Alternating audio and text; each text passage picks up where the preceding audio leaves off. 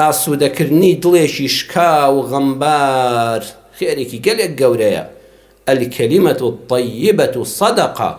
ئەو کەسەی دەست بە گیشپانیا دەکا و دینار و دۆلار دەکا بە خێر و دەیبەخشێ بە هەژاران، ئەو کەسەشکەوە دەچێ بۆ لای نەخۆشێک، دڵی بەم کەسە دەکرێتەوە، چەند قسەی خۆشی بۆ دەکا، دڵنەوایی دەکا، وەڵڵاهی ئەو قسە خۆشەش وەکو ئەو پارەیە سەروەرمان صلی الله عليه وسلم فەرمووی سەدەقە، ئەویش خێر و بەخشینە.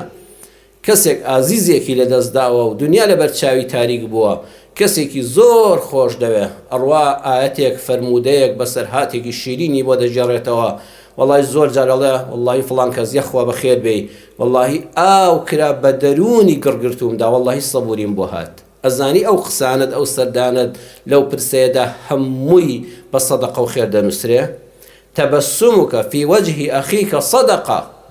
کەسێک کە کەس ڕووی خۆشی نیشان نەداوە، دڵشکاوە، وەڵڵا پێویستی بە خانووی تۆ نییە خانووی بۆ بکەی، جلوبەرگی لە تۆ پۆشتەترە، پێویستی بە جلوبەرگ نییە، سوپاس بۆ خۆی گەورە، لە تۆ تێر و تەسەلترە، سفرەی ڕازاوەیە، بەڵام دڵی بەخەمە، دڵشکاوێکە، غەمبارێکە، باری دەرونی تێک چووە کاتێککە تۆ زەردەخەنەیەکی ڕووی خۆشی بەڕوودا دەکەی، غەریبێکە، لێ قەوماوێکە، نەشارەزایەکە، هاتۆتە فەرمانگەکەت سەرە و دەرناکە، نازانێ بۆ کام ژوور بڕوە، تۆ لی تووڕە نابی کاکی فەرمانبەر، خوشکی فەرمانبەر، بە زەردەخەنەیەکی جوانی ناسکەوە پێشوازی لێ دەکەی.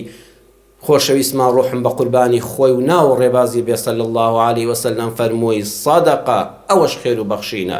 خۆوشە زەردەخەنە یعنی هیچ بەجەستە ناگەێنێ، بەڵام دەروون ئاسوودە دەکا. بۆیە بەڕێزان لە ئیسلامدا خزمەتکردنی مرۆڤێک کە پێویستی بەنانە و تۆ تێری دەکەی، ڕوت و ڕەجاڵ بۆتەوە، جا حتا بێبەرگی نەبینی، نازانی قەدری جلوبەرگێکی تازە و جوان چەند خۆشە. کاتێ جلەکانت شڕ بۆ و خواناسێک دەوڵەمەندێکی بە حەق بە بێ منەت دێنێ پۆشتە و پەرداخت دەکاتەوە، ئەزانی چەند چێژ دەبینی، جەستەت پۆش دەبێتەوە.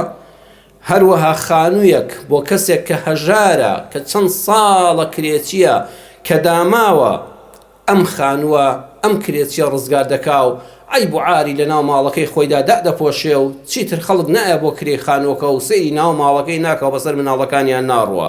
ئەمە هەمووی خێر و سەدەقەیەکی گەورەیە.